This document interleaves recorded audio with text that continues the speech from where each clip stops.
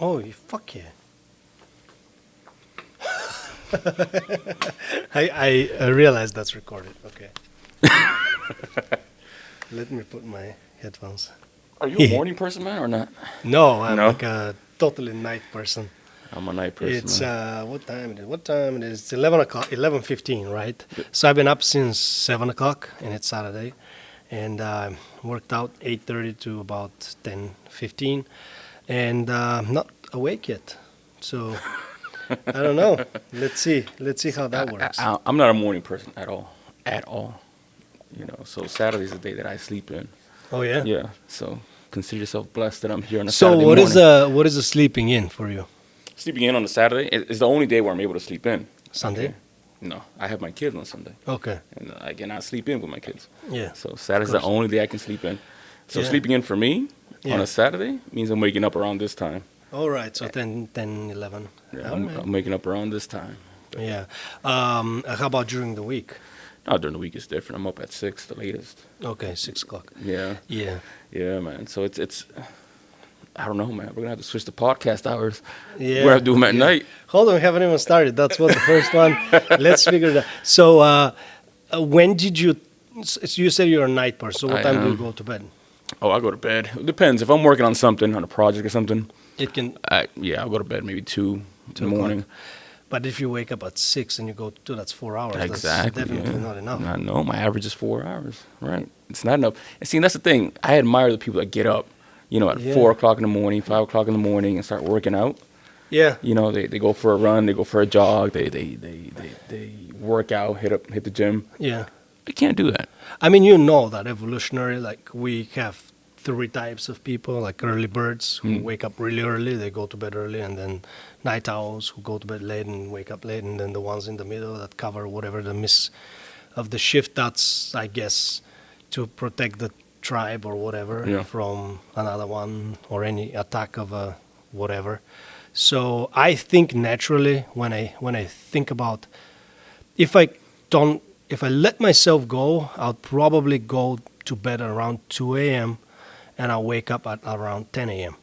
But since I moved here, I realized, okay, I have a lot of energy. What can I compromise? I know I shouldn't compromise sleep, but I can kind of stay late and I had to wake up early because I had to start at like 6 o'clock, either whatever the job was, opening a gym or working out or training clients or just go, whatever. I always had to wake up early. Right.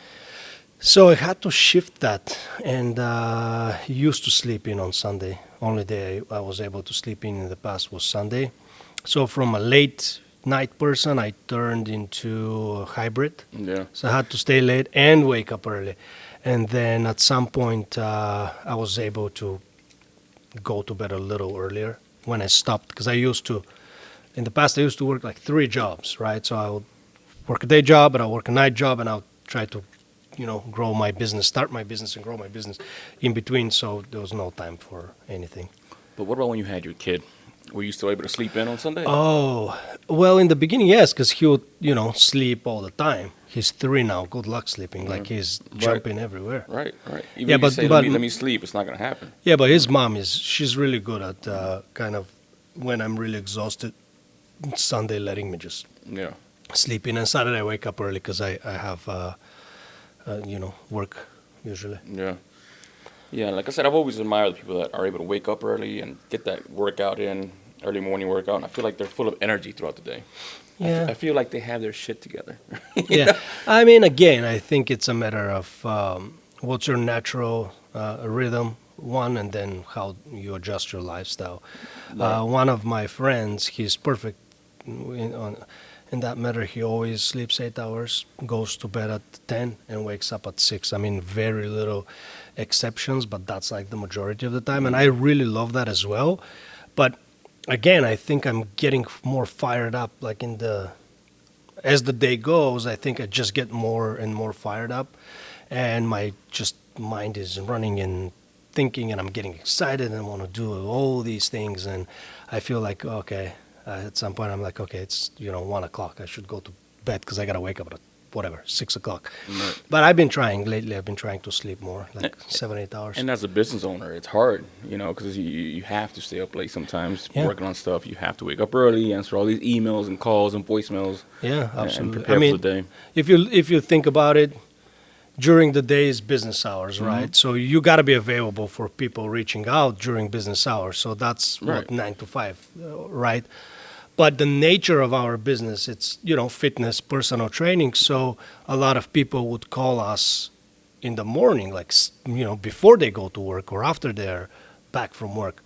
So that makes us, instead of 9 to 5, 5 to 9, Yeah. or whatever, 6 a.m. to Yeah. 9 p.m. are our advertised operation hours. And that's as much. I mean, there are some people that reach out at 11, 12 at night, and it's just like, what are you doing? But anyway, we're, if it's an email, fine. Like if it's a phone call, it's a little different. So we try to have someone available all the time. Yeah. It's crazy because I always think about when can I get a workout in, right? You recommend the noon, which is a great recommendation because it makes sense. That's for you. Right. Yeah. Right. Because it makes sense for me, right? Because of my schedule, it's hectic. But I remember my cousin got me into Anytime Fitness because this was years ago. Okay. 24 hours, There were right? 24 hours. This was years ago. There were 24 hours, way before the pandemic. Yeah. There were 24 hours, and he's like, you can go after work. My cousin, he works for an airport. All Okay. right. He works at the airport. He works for an airline. And so his hours are all over the place, right? And he work at night sometimes. He would go there 1, 2, 4 in the morning, whatever it may be, and get a workout in, right? But he would tell me, he's like, sometimes I go party, I go get a few drinks, and then I go get a workout, and he's like, he's been at the gym drunk. He's been at the gym tipsy.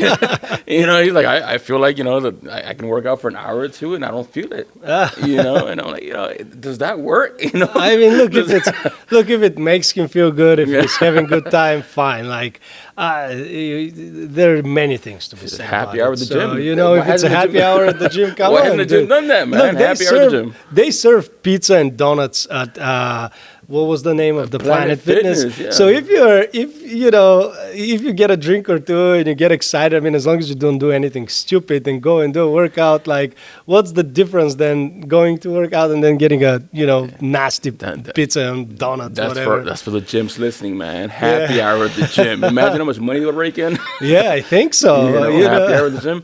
And I was thinking about that too, Planet Fitness, right? 'Cause Yeah. I go to Planet Fitness. Yeah. And right over the water fountain, they have that. Every Tuesday or something like that, every Wednesday or every Tuesday, They have a happy hour? no, they have pizza. Oh, yeah. And it's like, what? Yeah. Like, I'm trying to lose weight. You're trying to get me to gain weight. Yeah, But it's yeah. smart. Let me gain weight. So then I have to, So I have to you keep a have to membership. keep going, I have yeah. to keep renewing, right? I have to keep renewing because I keep gaining weight. What is how much you pay? Like $20? Yeah, $10? it's like $22. Yeah, I you mean, know. at that rate, like, who cares, right? I mean, I'll it's- pay that for yeah. the pizza. Yeah, I think that's what I mean. If we look at them, I think they're the biggest chain and they have the most memberships ever, right? Yeah. But I also think that they're the rate, the percentage of people that use the gym, the percent is just super low. Yeah. Maybe, I don't know, 10% of the members use it. And I feel like price has something to do with it because when you're Oh, yeah. paying when you're paying $22 a month, right? You're like, You don't. I mean, you don't want I'm gonna to lose $22. Yeah, I was gonna say the hustle to cancel is probably more right, than right. just paying. I just keep paying it, and until I change my account. But when you said like that, I recommended training. I think we should tell people how we got to know each other, how we know each other, and what we're doing, and how we don't need to give them details. But like, it's cool because you originally reached out for training, Yeah. and we figured out, okay, we do training, you do marketing, and if you really like the way you train and believe in our services and things are good, maybe we start doing this and start having a conversation from a perspective of a client and trainer or Right. business owner. Let's say the client and the company, Mm-hmm. but then obviously we're just gonna talk a lot of shit as well. So let me tell you the full story, okay? Because I'm sure a lot of people will relate to this one. So I split up with my girlfriend after 7 years, okay? All right. She's the mother of my youngest child. We split up. I got my own apartment, moved out. And I'm sitting there one day and I'm like, you know what? I need to work out. Not to look good for her or make her jealous or anything like that. Not for that reason specifically, but more for like, you know what? I have time now. Okay. Okay, when we were together, we were a family of 7. All right. Yes. And now I have more free time. I have, I'm at home alone. I'm like, I have this free time. I'm motivated. Why not? Let me look into a gym. And I searched online and I found you guys. You guys were one of the first ones that popped up. You had great ratings. So I said, let me check him out. Let me call him. And I said, let me see if he's willing to do a trade. Yeah, great. Let me see if he's willing to do a trade. Yeah. Well, you're a hustler. You're a smart guy. But yeah, thank you. Thanks for saying that. By the way, we're the highest rated company in the DC metro area, and I'm very proud and blessed that we are able to have so many great team members and so many great clients. Right? You're as good as your clients are. So we're just super lucky that we have great clients. You had to throw that in there. Yeah, I have to. You have to plug it in. It'll happen a couple more times. I'm sure it'll happen again. But yeah, and I'm glad you guys were willing to do that. Yeah, I think it's work great. Together, and it's been great because you sent me Matt, and Matt's been fantastic because that's a fear too. When you have a personal trainer, it was like, who am I going to get? Is it going to be super strict? Am I going to like him? And you said that too. I don't know if you're going to like the person. I so said, we're let's figure out the personality. Right. Yeah. And so, you sent me someone who's very much like me, in a way, because he's very quiet. But then when it comes time to working out, he's like, he tells you what you have to do. He tells you your shit. He motivates you. He's good. He's great. Yeah. I mean, that's so big part. I think the biggest part is just to read the client and listen to your client and figure out what the goals of the client are. And I think we are mostly able to do that. And I mean, obviously, Matt is a great example. And you know him. You don't know the rest of the team yet. Right. I mean, we have most of our trainers are pretty good. They're great, I would say, so far, because we've been in business for almost 10 years and we've had a lot of trainers coming and going. And I figure out the longer we do it, the better we become at evaluating who is the right person for us, and also getting that right person and getting that right person to do that right thing. Obviously, we're all trainers, but the personality matters, but also where you're going to direct the effort of the trainer, what exact service would be the best service that they will provide. But for the most part, you're right. Like, I mean, it's, and Matt is great. Like with you, he just reads you and figures out, okay, this is the way he wants to be basically treated and worked with. But then there are other people who have different personalities, so he's able to read that. And I think, obviously, if you really respect yourself in any given profession, you will know enough to do a good job. We pride ourselves that we know more, so we do a better job. But I think very big part of what makes us successful is the fact that we listen more than we try to show how much we know. Right. And just listen and observe the clients, and I think that's a very big part. How do you find your trainers? I mean, obviously the regular channels out there, but once somebody applies to be a part of our team, we have a certain process and certain points that we emphasize on when we interview people. But just to make it brief, we want to make sure that they are walking the walk. So they are very active and they train and they love training. That's having passion and excitement for training. We want to make sure they're educated. They have the regular credentials. Of course, we train them up to our standards after that. But we want to make sure that they're interested in continuous growth, because as in any profession, there is always more to be learned. And most importantly, we want to make sure our trainers really love helping people. So caring for others and just love helping people is like I would say the biggest one. But those three are the main criteria. Take a picture for social media. All right. And then those three are the main ones. And then obviously we train them. We have certain steps and certain processes. But this is it. Like we, have them send us certain requirements that we want to read and cover, and then we interview them in person, and then we train them. Yeah, that's pretty much it. Here's the most important question of the night. Has anyone told you to like Conor McGregor? Oh man, yeah, all the time. Like so many times. That's, but I mean, I think that anyone who is blonde or blondish and has beard Nah, man. could be like, come on, man. Nah. Mm-mm. I mean, I've heard this so many times, but I've heard other things. Like when I shave, for example, they'll say, "Oh, you look like this other guy," whatever. Like, come on, man, I look like me. You look like Conor McGregor, man. And it's been bugging I me. wish I had the bank account. Yeah. Yeah, man. But I guess that's one of the biggest things for business as well, because you always hear that. It's hard to find good people. It's hard to find good people. Oh yeah. But So hard define. Like, yes, it really also depends on the scale, right? So if all of a sudden somebody starts the same business, the same model as ours, Right. and say, I'm going to throw that much money and I'm going to hire that many people as they have, but they just started and this is their day one. Yeah, it's going to be hard because that person, he or she or whoever they are, will probably interview thousands of people, maybe 100 or maybe whatever. Maybe they are not that selective and they say, okay, here's the first 20 people, I hire them, or here are the first 30 people and I hire them.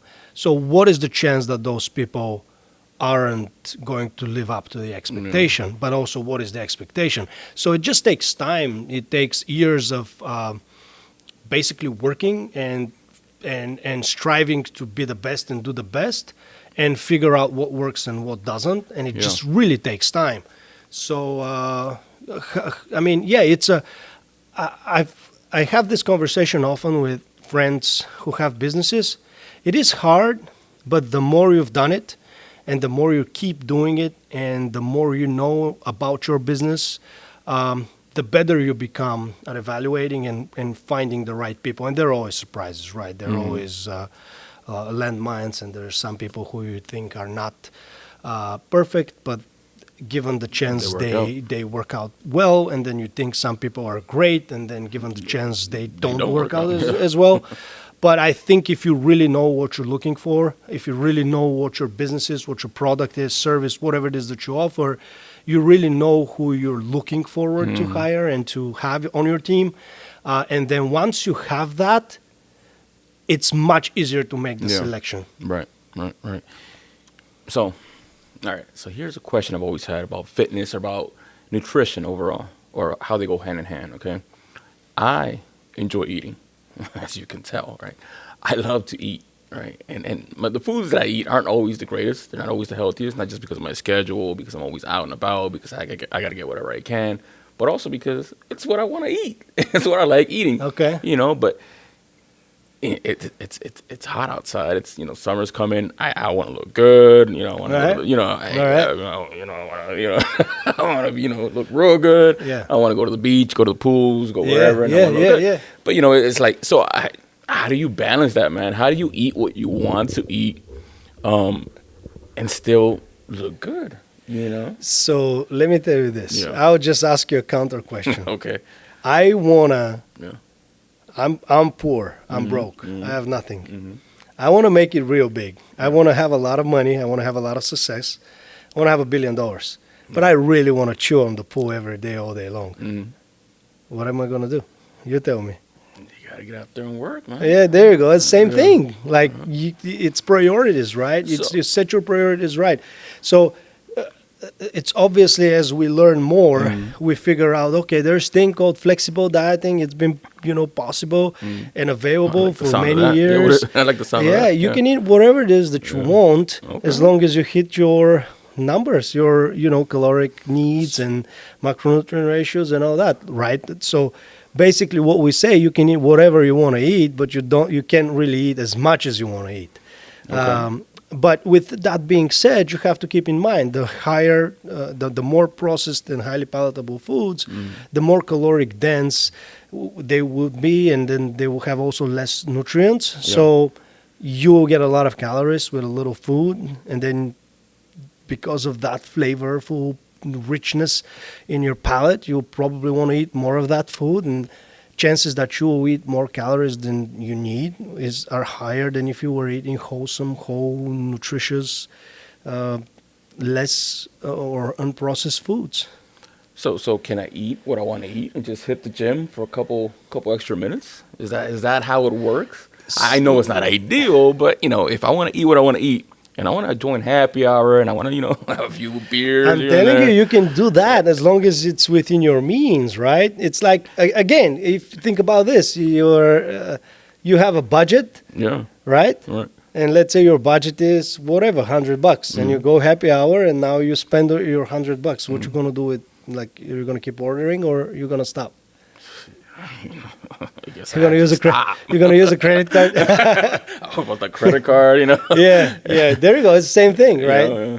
So the credit card is, you're getting in debt. That's Yeah. going to be the fat you're starting to build in your body, right? So you got to pay that off. So you got to figure out how to eliminate that with time. I guess it's a good way of putting it, right?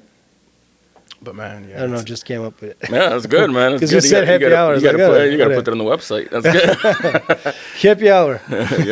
yeah, man. But it's hard, and I'm sure others relate. Like Oh, I'm no. sure. What? I'm sure. 100%. I'm sure one or two people out there will relate.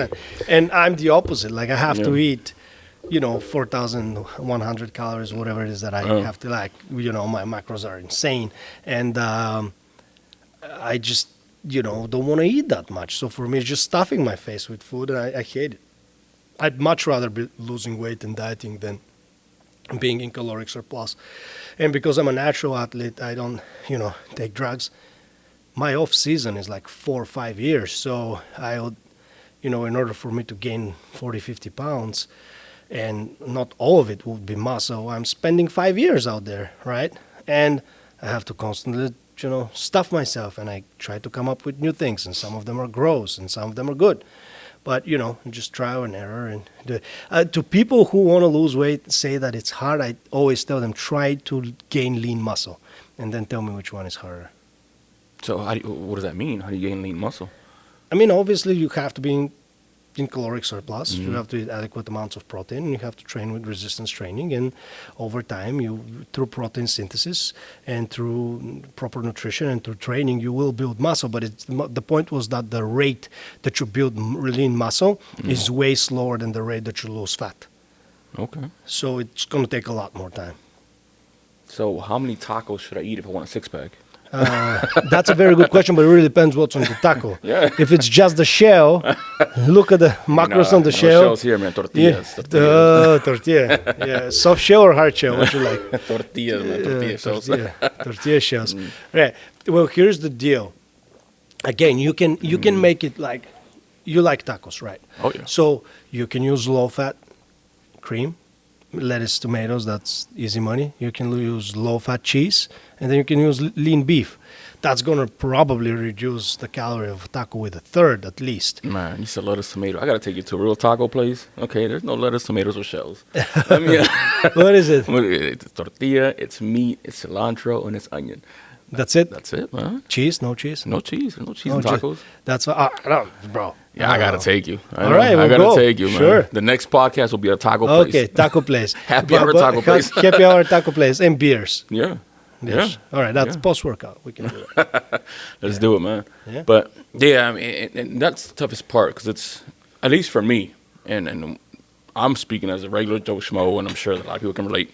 It's the time. Okay, I don't have time to work out as much as I should.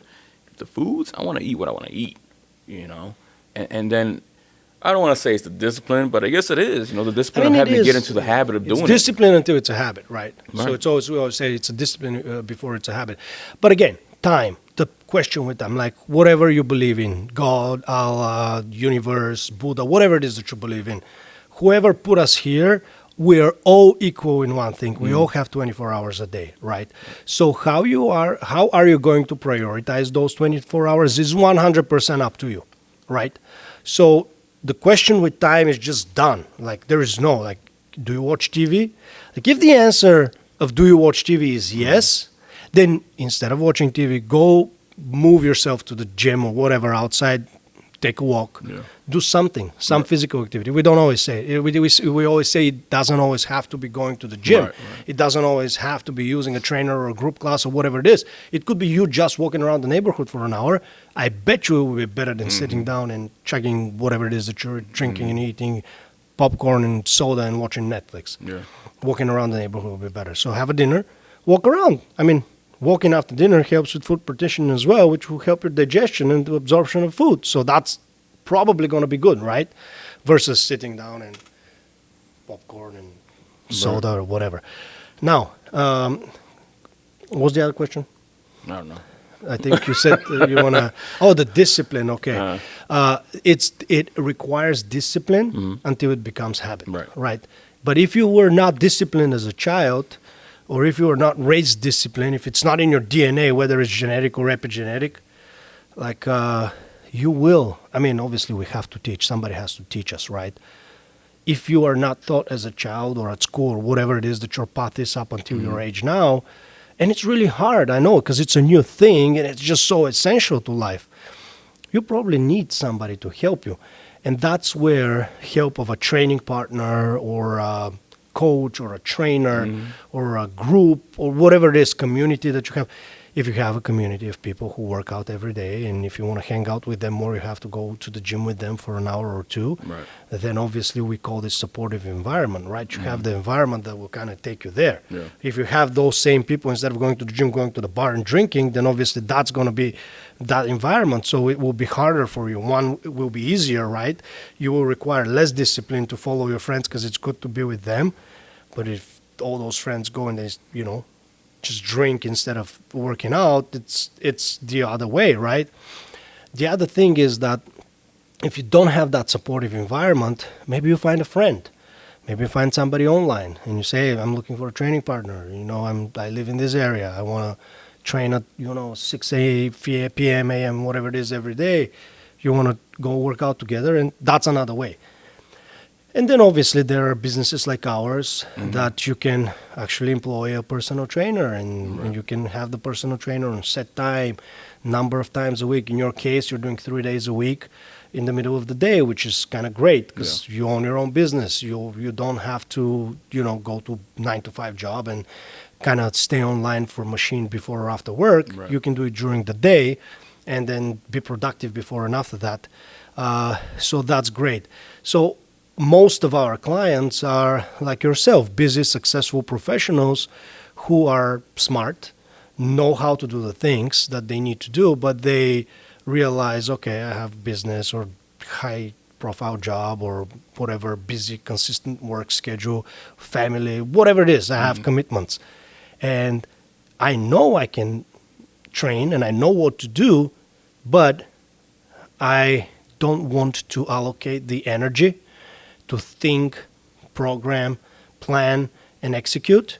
I want to pay someone who's going to tell me what to do, when to do it, how to do it, and actually keep me accountable. And now because I pay them, I have to show up. I want to pay someone to work out for me. And I get the results. I know, right? That's what I want, man. I want to pay someone to work out for me. I get the results. A lot of people want to do that. Hey, if you figure out a way to do that, man, where someone can eat whatever they want and someone else works out for them, that's money, bro. We're working on a formula. We're working on a formula. It's here. Let me shake a little bit. Is this what this is? Yes, this is what it is. Check it. We're working on a formula. We'll see. Like, it's top secret. We're not saying anything about it yet.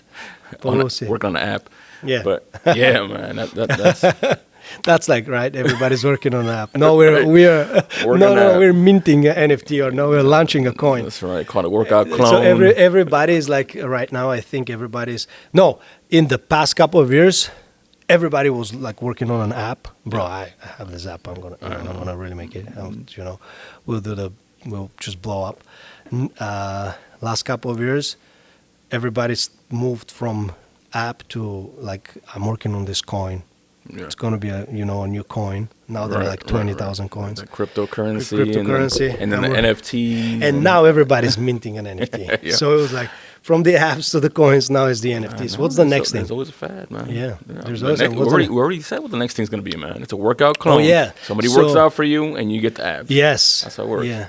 You can sit there, eat, drink, and then feel the burn the next day. Yeah, that's great. And then you feel jacked next day. How was it? Wouldn't that be great? That'll be fantastic, man. But you know what? It won't be. Because one thing that a lot of people don't realize is that as great as training is for your body and physiologically, the biggest benefits are psychological. Right. Yeah. So it's psychophysiological benefits, but the psychological benefits would outweigh everything. Yeah. So when we start working with people, usually we have like very established certain processes that they work excuse me, like science every time. But one part of the process is like general outline of what a healthy lifestyle is and what are the main components. Yeah. And the very first and most important component is training. Why? Because the physiological part will promote the psychological improvements in a way that nothing else is even close. Yeah. So it's just a no-brainer. I know, and when you work out, you feel it. Like you said, it's mental. I mean, it's you feel it's a so lot of much mental, better, right? right? You feel good, and Yeah. after a good workout, you feel accomplished.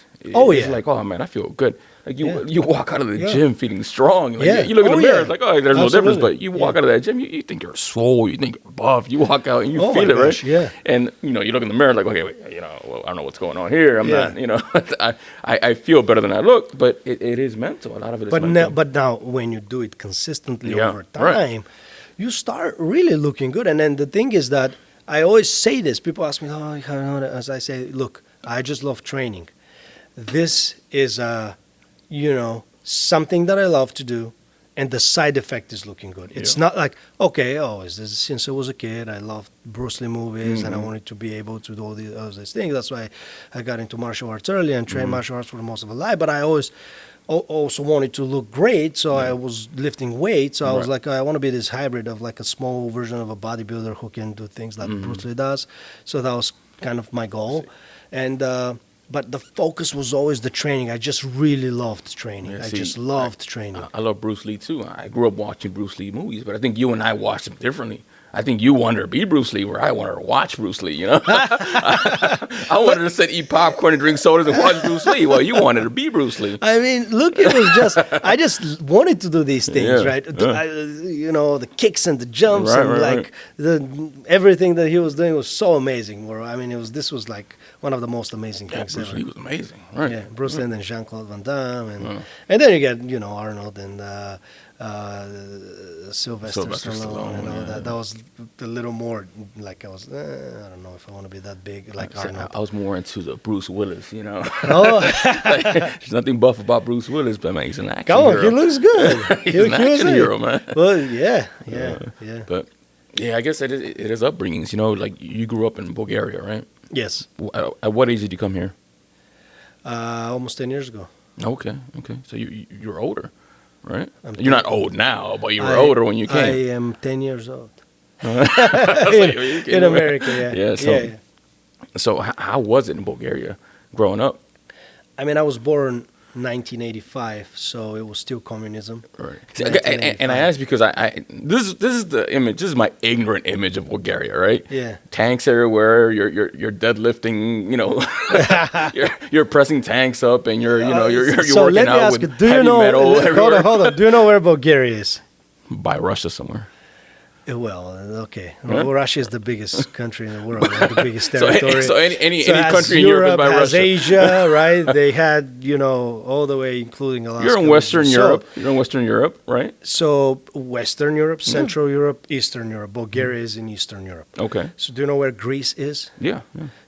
Greece, Turkey, Serbia, Romania, Bulgaria is in the middle, right? Okay. Those are our borders, and obviously it was communism up until 1989. So when I was 4 years old, the whole system of communism just basically fell apart, and we've been in transition to democracy ever since.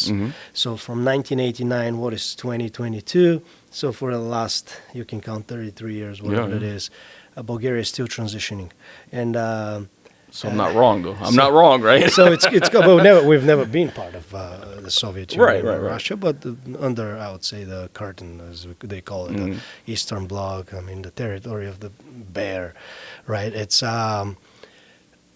it was different world, but also the years were different, right? We didn't have internet, we didn't have that much technology. We grew up, there was like one channel, one Yeah. TV channel. Yeah. Everything on that TV channel was basically whatever the party wants to tell you that Propaganda. it's true about the world and how the West is bad and all these kind of things.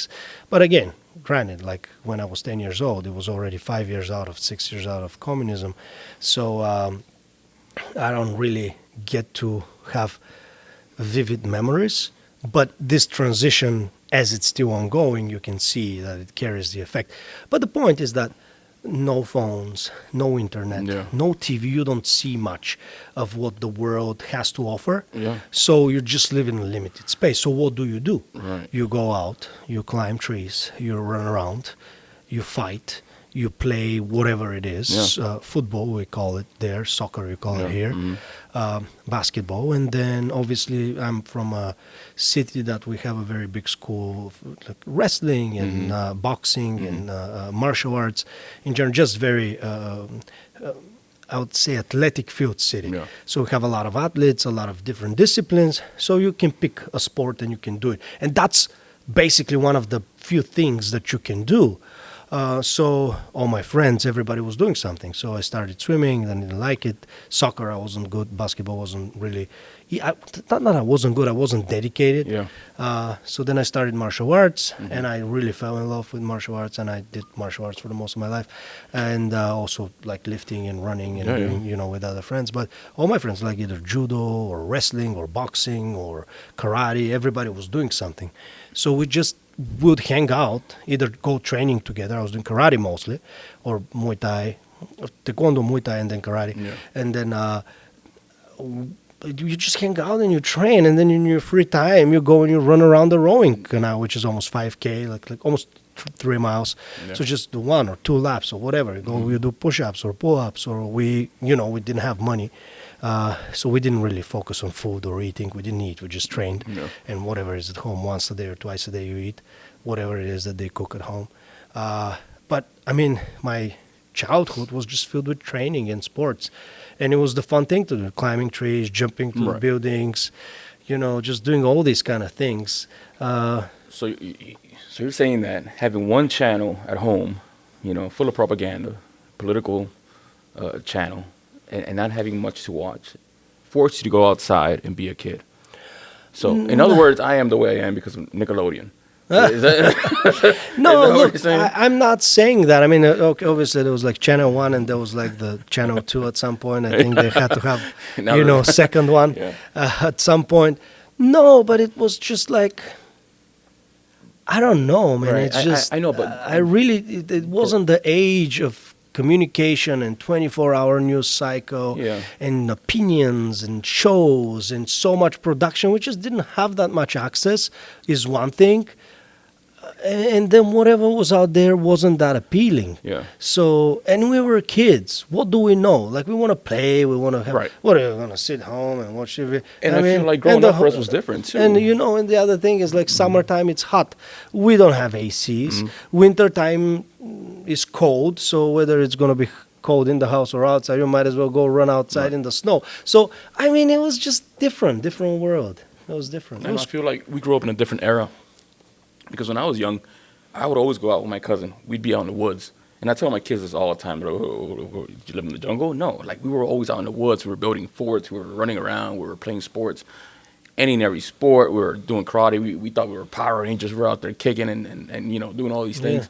But we were always outside. Yeah. So you would always find us outside. Yes. We knew when it was time to go home. We knew, how long we could be outside. But we were always outside doing something, right? And it was fun for us. That was our fun. Yeah. Because, granted, we didn't have these apps. We didn't have phones. We didn't have TikTok and all these different things. I think I had my first phone when I was like, senior in high school. Yeah, you're right. I was, I think, a junior in high school when I had my first phone. It was a little blue Nokia phone that, with a blue light, and that's all I had. Nokia was the best. Nokia, that's all I had, right? I think you had one game, which is like a snake game, and that's all you had. There were no other apps or nothing to it.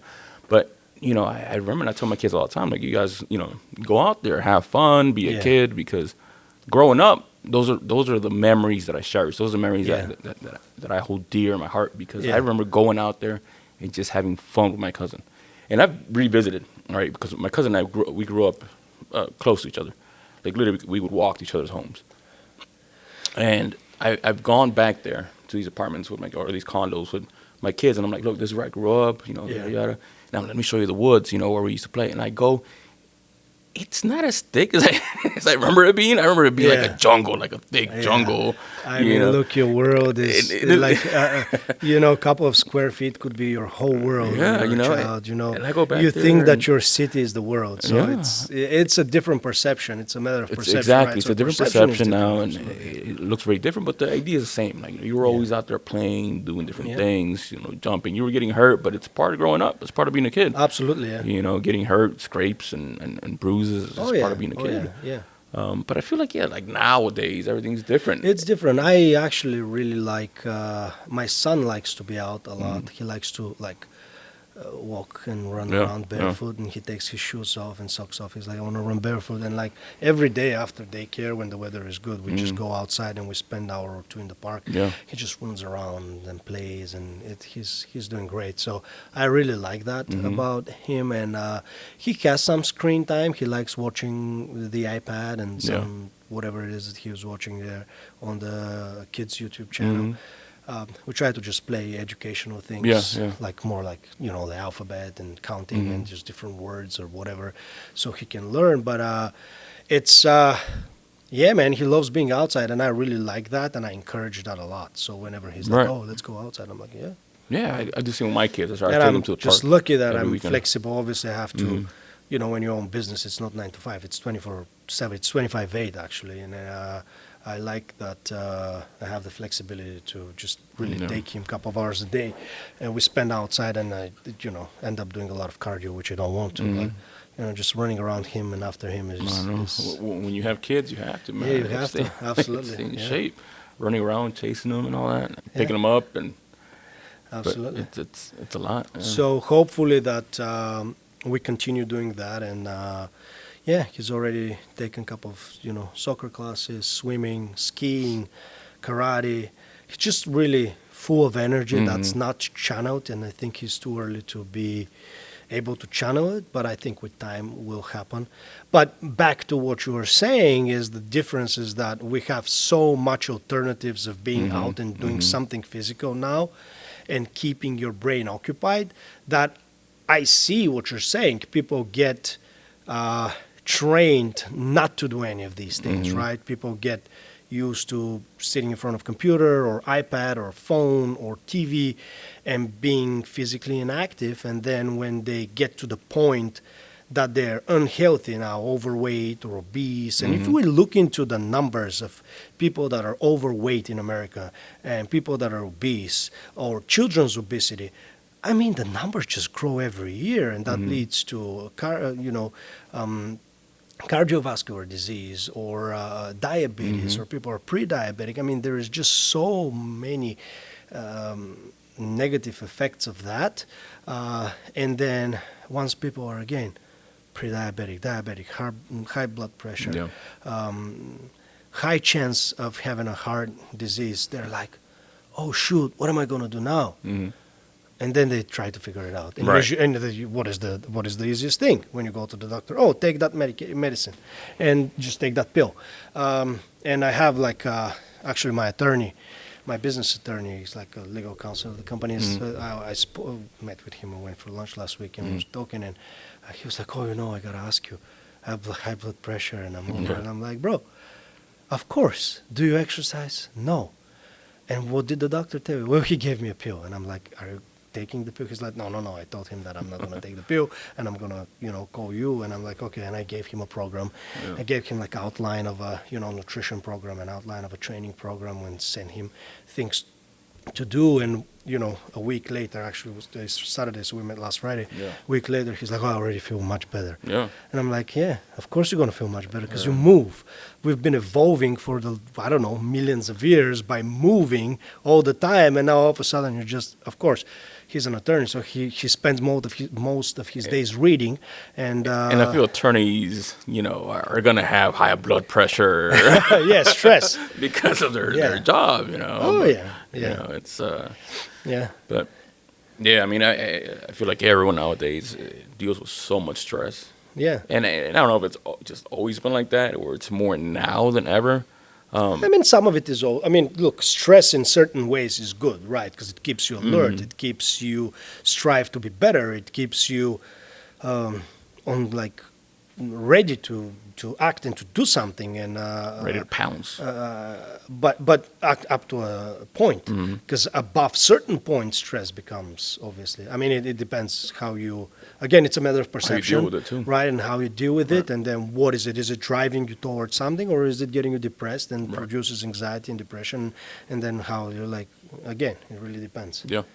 Yeah. When I'm stressed up to one degree, I'm like, okay, let's go, and I'm go. But then above certain point, it causes burnout. So then I need to do something. Yeah. So You know, and I guess we don't think about it, but working out really helps you with so many different things. Oh my You know, gosh.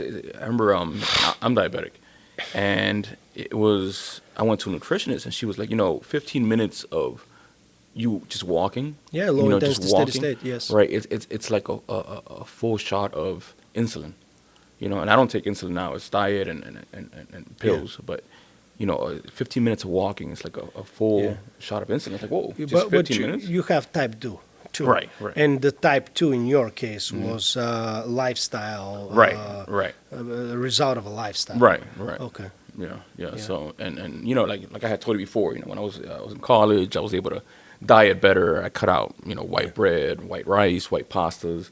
I lost some weight. I lost a lot of weight because of that. And juices and sodas, I cut all that out. Yes. Lost a lot of weight. Yeah. And the diabetes went away. I went back and it was gone, and they call it in remission, like cancer. Yes, It went in remission, like it's gone, and you're good to go. But me taking that, you're good to go, man. Oh, I can go back to doing what I was doing. So old habits die hard. You go back to old habits, and boom, there you go again. Yeah. So yeah, we hear that all the time. Yeah. We hear that every day, all the time, and it's not only about diabetes. If you look at people, if you look at data, most of the people that get on a fat loss journey or on a weight loss journey, they lose the weight, the intended weight, and they end up gaining more. Right. And I can give you so many examples, but it's if I give you, even we've got over 1,000 clients over the years. If I give you examples with us, that's going to be anecdotal. If you can go actually on PubMed and you can read studies, hundreds and thousands of people over and over and over again. So it's a matter of prioritizing training and just having it, just setting your mind that you will train until the rest of your life. yeah, Training is as important as breathing is. it's making it a part of your lifestyle. Make right? it part of your life, make it a lifestyle, Yeah. and that's the best decision you can ever make for yourself. Right, it's huge. There is nothing better than that. I guarantee you that. Yeah. It's better than absolutely anything. It helps your relationships. It helps your career. Yeah. It helps your physical health. Yeah. It helps your mental health. It helps absolutely everything. There is no downside to working out and to training.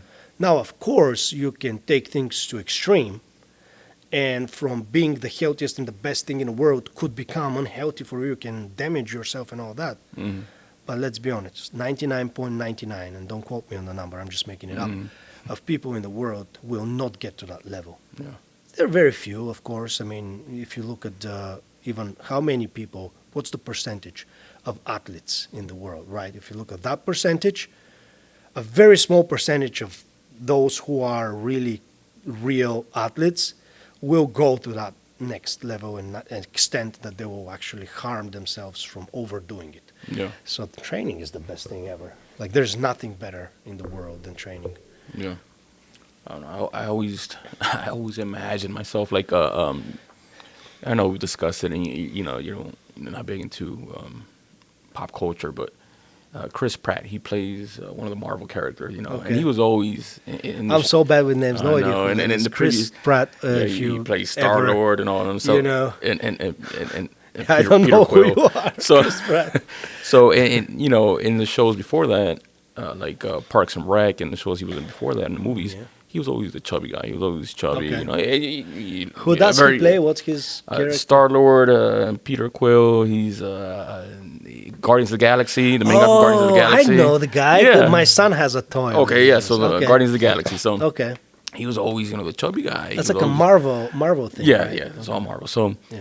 but then for the movie when they did Guardians of the Galaxy, the first one, there was a scene where he was in prison, or he was Okay. in some sort of a detention center, and he had his shirt off, and he was cut. Like he had a six-pack. He was buff, and it He's was like, whoa. he's all right. Okay. Yeah, all but right. compared to what he used to I be in the show, really can't compare because I just don't know. Okay, so he had a physique kind of like mine. All right, let's look it up. Look it up. Look it up. Before and after, right? And it was like, whoa, okay, so what are these guys doing? What are they, like there's got to be some sort of secret program out there because they're not spending years working out. They're spending months working out. And it's like, it seems like from one day to the next, it just get buff and kind of, it's like, whoa. Okay, I see the difference here. You're right. I mean, he looks much better after. Obviously. And I think he went right back to his regular body after that. So first of all, and I might be wrong, I think it takes like, I don't know, a big production like those, more than a year to make. Yeah. I mean, if you are all things considered equal, and you're an actor, you have to get in character, you have to get ready for the role, and you got to prepare. I mean, if you have a year and you're super consistent, I mean, what you're doing all day long, like you're learning your lines, you're shooting, and you're training and you're eating. Like if you are really if you get your things together, I think it's not impossible. Get your shit together. If you get your shit together, if you get your you can say it, man. whatever you want to get together, if you get your I think it's okay. I mean, if it's like 3 months before and after that we just saw, I really don't know. Maybe they have something, they know something that I don't know, man. I don't know. They have an app. Maybe they have an app. Maybe they're minting an NFT. They have that app. They have that clone. Yeah. But man, I don't know. It's because it's not just him. It's like all actors are Marvel are like Consistency over time is the key. But I mean, a lot of the guys I think just naturally work out. They just don't really force themselves. And if a character is a ripped, strong guy, and you have like 2 years to prepare for that character, or maybe a year or whatever, I think it's not impossible, right? It's in the realm of possibility to get that shape. Even if you have some kind of, and obviously there's so many things, right? It's genetics, it's money, past history, it's having the means to have a trainer and dietitian, somebody with you all the time. And it's dedication, and right, if you are really dedicated, and if you have the means to recover and do everything that is cutting edge, you can get in pretty decent shape in a couple of months.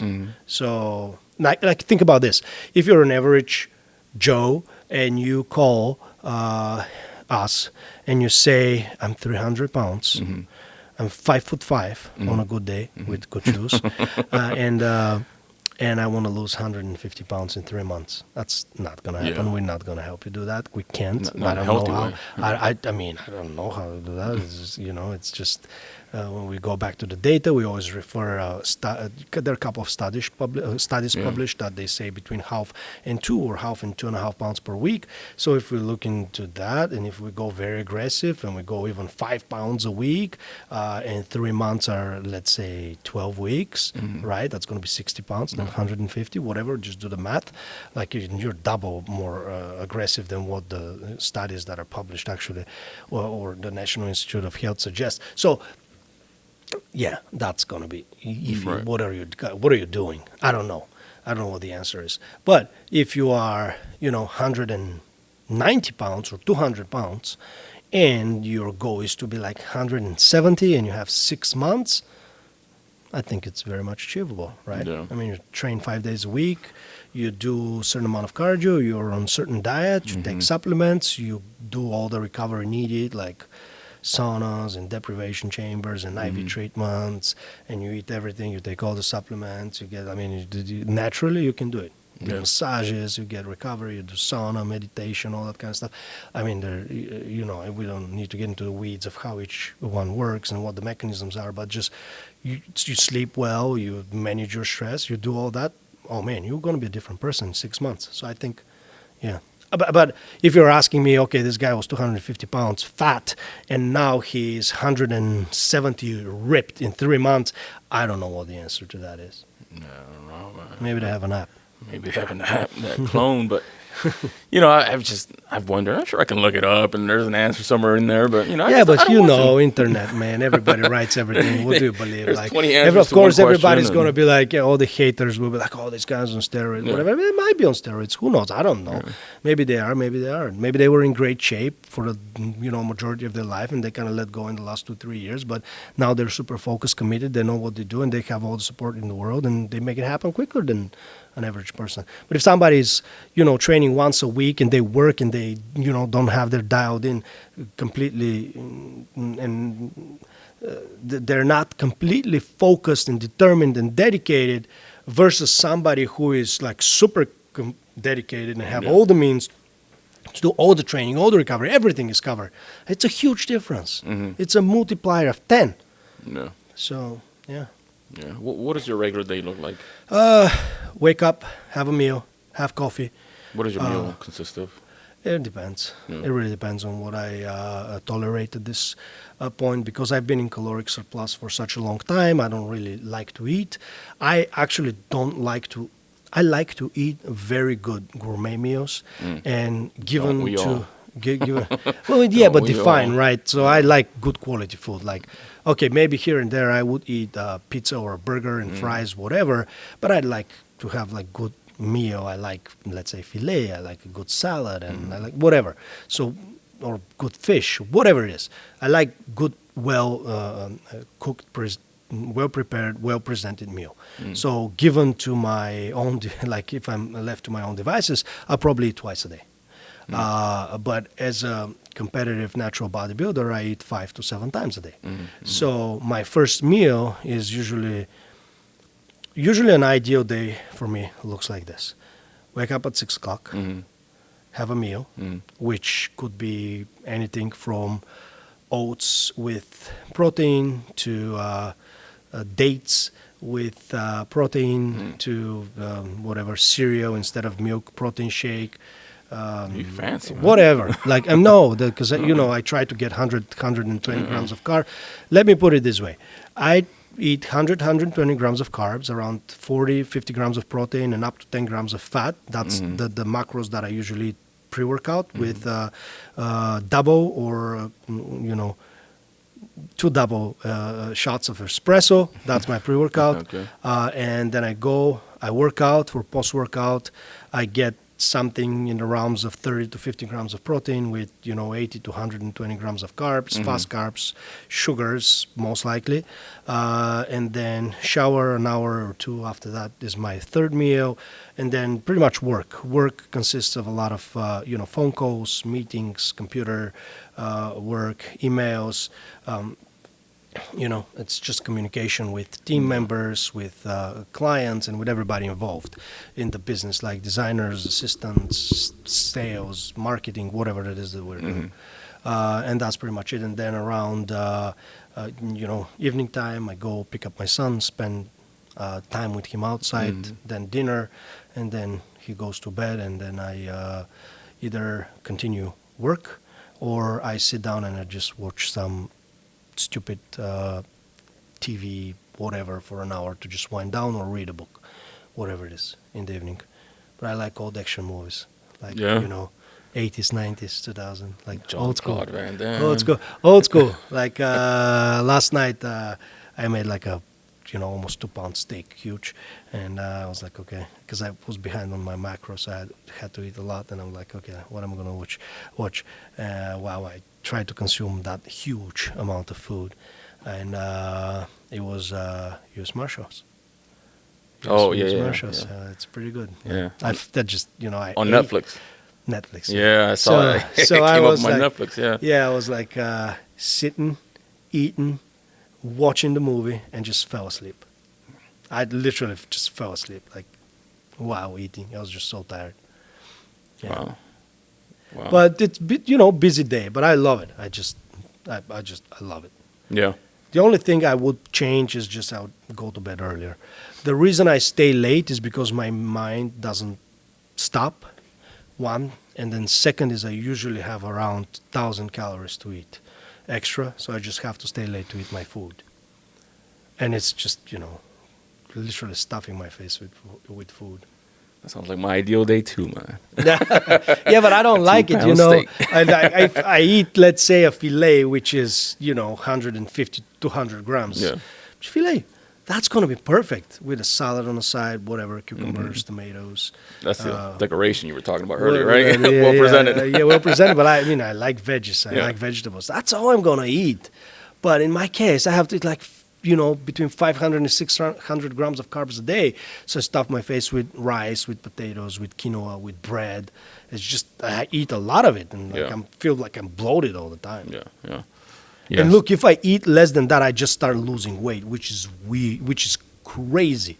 But that's not exclusive to me. Like every bodybuilder who is getting, there's a thing called metabolic adaptation, and it goes both ways. Like when you gain weight, you eat certain amount of calories, and at some point your body adapts. It's all principle of adaptation, whether it's physical or mental. So your body adapts, and then you have to eat more, and it adapts again. You have to eat more. And the same thing is on the way down. When you lose weight, let's say you're on caloric deficit, you eat in deficit a certain amount of time, your body adapts, and then you got to go more deficit and adapts again. And that's why we have to do reversals, whether it's up and down, or what bodybuilders would call like mini cut, which I just hate to hear that, and I just don't like the way it sounds. Oh, yeah. Yeah. But might be a useful tool when you eat so much and you just feel like you can't eat too All right. much.